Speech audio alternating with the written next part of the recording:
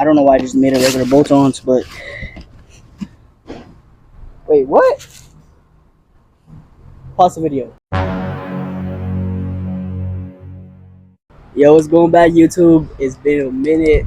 It's just I haven't had content to post, but now we have content because we're gonna lower the beamer today. Now I've done some research on some coilovers. I don't want to do springs. Wait, hold on. I don't want to do springs, so I went for coilovers. I don't really care about the EDC, but we got some BC Racing. I looked up some videos and nobody has posted a video on BC Racing coil. That's my.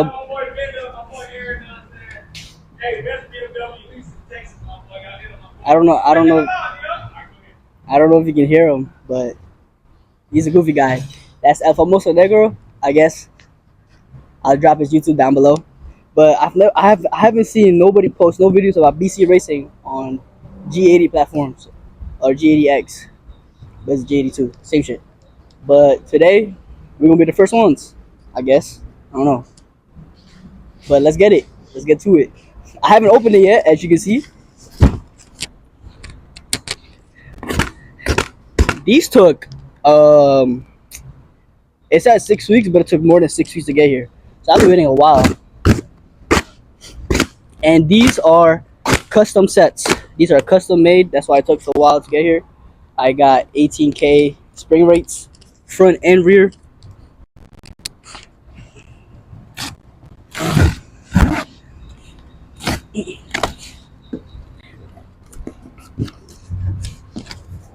Oh, I remember the packaging is the exact same as the Subaru, the BRZ that I did, with all the stickers. Oh yeah. I'm not gonna lie, these were not that expensive for a European car, because you know European that M tax be hitting, but they ain't M tax me.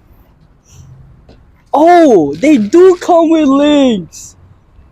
I thought they didn't come with links, but let's go. They do come with links, because if you come over here, you can see that the suspension in the rear it has two different types. It has the strut, the shock and the spring.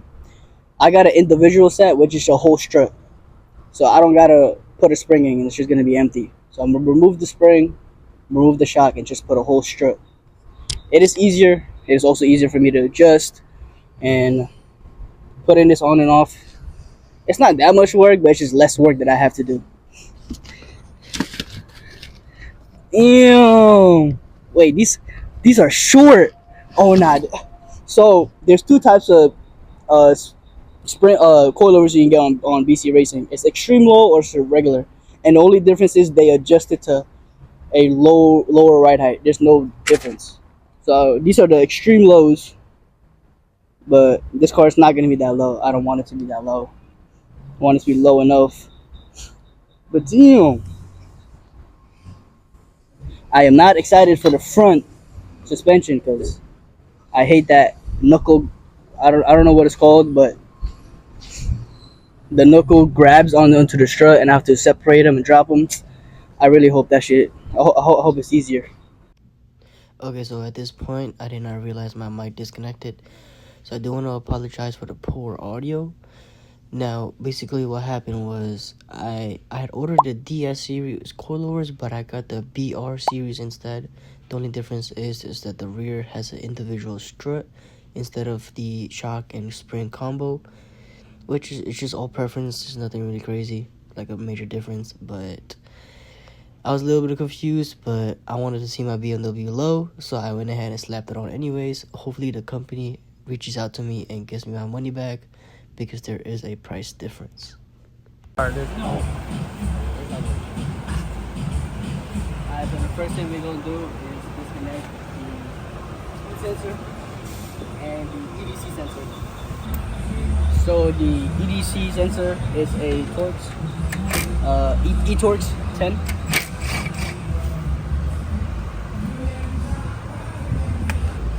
Next thing we're gonna do is disconnect the sway bar link.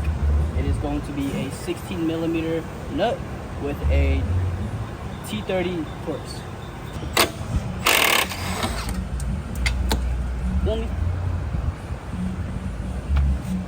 maybe the bottom ones. Remember, that nuts right there.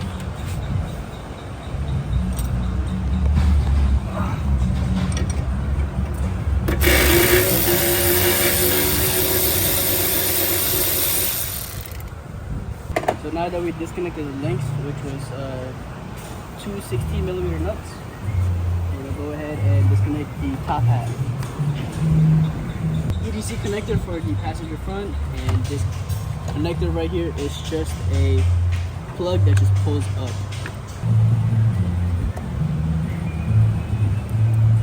There we go.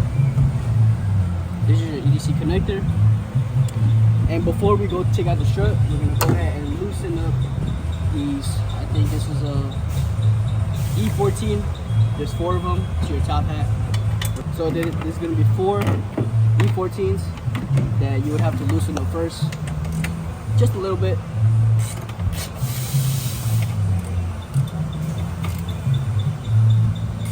A bit of pressure on the bottom side of the knuckle, but got it roll so long.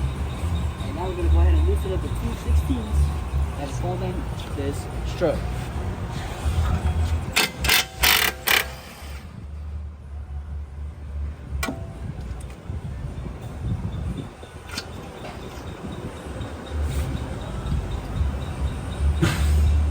So the bolt, as you can see, is facing front from front to the back. So we're gonna put it the same way down. There's a special tool you need. It is a separator for the knuckle. I'm gonna show you right here. A oval shaped tool. It is inexpensive, it is easy to get on Amazon.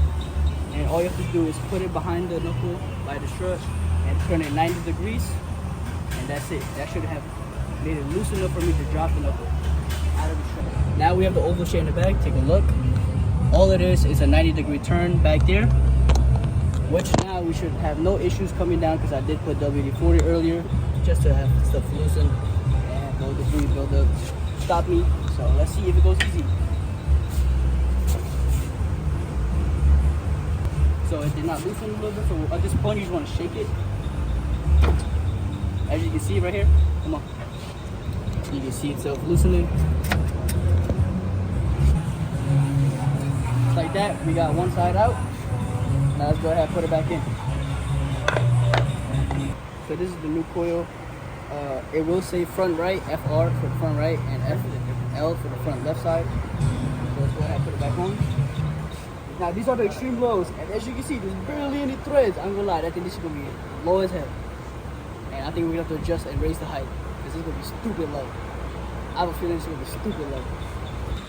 Alright, like as you can see, we got this side in. And now we're gonna go ahead and do the other side.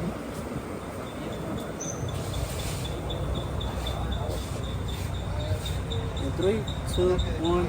Alright, so we got the other side in, and we kind of running out of time because my shop is about to close. So we already started on the rear. I'm gonna just go ahead and explain it. So when you do the rear, do not try to remove the bolt right next to the shock. It is a camber adjustment or toe adjustment, I'm not sure which one it is. Remove this bolt right here for the BC Racing coilovers, and then it's just this bolt here, which is a 21 on both sides, and this bolt right here, which is holding the shock, the OEM one, on both sides. And then this is dropped down, and on top, this is going to be the top hat that's sitting on top of here, which is just e-Torx size 12, and there's a sensor where you have to take out. It's pretty easy to take out, and if you do have BC Racing coilovers, you have to swap over this top hat onto the new one. Now there is a special socket. We don't have it, so we're improvising with a this is a socket to remove rusted or rounded out nuts, and in our case we do have an extra nut that comes with the new shock, so we're gonna go ahead and fuck this one up. We're gonna go ahead and put vice grips on here. So the way that this was like this. You just pull it down, put some vice grips here, and take this part off. We're gonna go ahead and do that right now.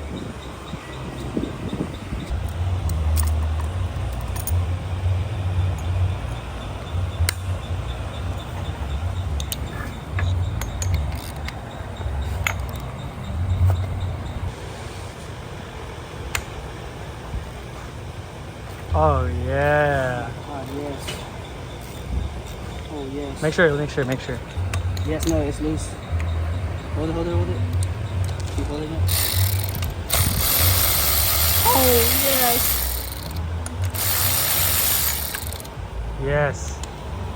All right, you're good. It didn't really damage it. W. So this is the top head that you have to swap over onto this one. Which this nut does come with it. Go ahead, put that bit in here. Mm-hmm. The blue nut, or what size nut is this? I think. What was that?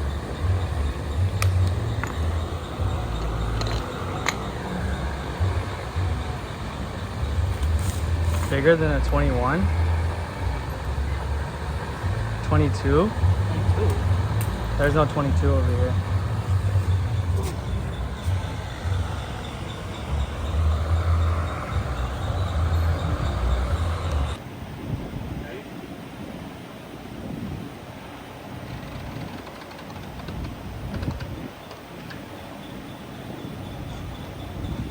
We are gonna need to do some adjustments. The front is actually nice. The rear is stock.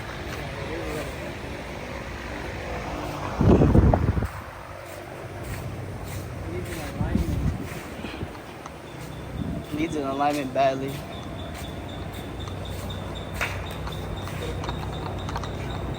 Yo, chat, we got the BMW on the alignment rack right now. So this is what the alignment is looking like in the front. After doing some research, I've noticed that the camera is not adjustable. So we is doing no camber in the front. We just gonna adjust the toe. I'm gonna match the right side camber with the left side, so it's even. And then for the toe in the rear, that's all we're gonna adjust. The camber in the front, I'm kind of bummed out that it's not adjustable because it is BC Racing coilover. Come on now, BC Racing hike. How can you give me no adjustables on the camera in the front? The fuck? But it is what it is. We're gonna go ahead and adjust it. Let y'all know how it goes. I'm gonna show y'all the fitment after. The fitment is not that great. The car is not that low. I mean, yeah, it looks low, but I could go a lot lower in the front, a lot lower in the rear. But let's go ahead and show you. I'm gonna go ahead and finish up this alignment and show y'all what it looks like after. Alright, chat. This is the aftermath of the alignment.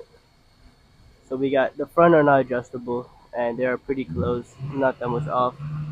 The toe in the front is perfect. Toe in the rear is perfect. Front rear camber is matching, so that's good. I'm gonna worry about the fitment and the perfect amount of alignment when I have wheels. Right now, it is okay as long as it drives straight. It's all I care about. I am running PS4s, and I don't want to run too much camber because I don't want to fuck up. PS4s are fucking expensive as hell, so I'm not trying to spend that much on another set of tires. So one thing that I found out about my BMW that with factory, the specifications in the rear are different. They're not matching. The rear is like -2, and then on the driver's side and the passenger side is -1.8. That's factory. And then in the front, factory is -1.1 on the left side, on the driver's side, and then -2.5 on the passenger side, which is interesting. But let's go ahead, finish our alignment, put on the floor, show y'all the fitment. Like I'm a warn y'all, it's not that great, but it is what it is for stock wheels. I still need spacers. I did get spacers. BC Racing supplied spacers for me, which is really cool. It's just little 5mm. I put them in the rear. We are gonna go to a car meet, so let's get it and end this video off with a little montage at the car meet, a little drone footage, and yo, thank y'all for watching. Peace out.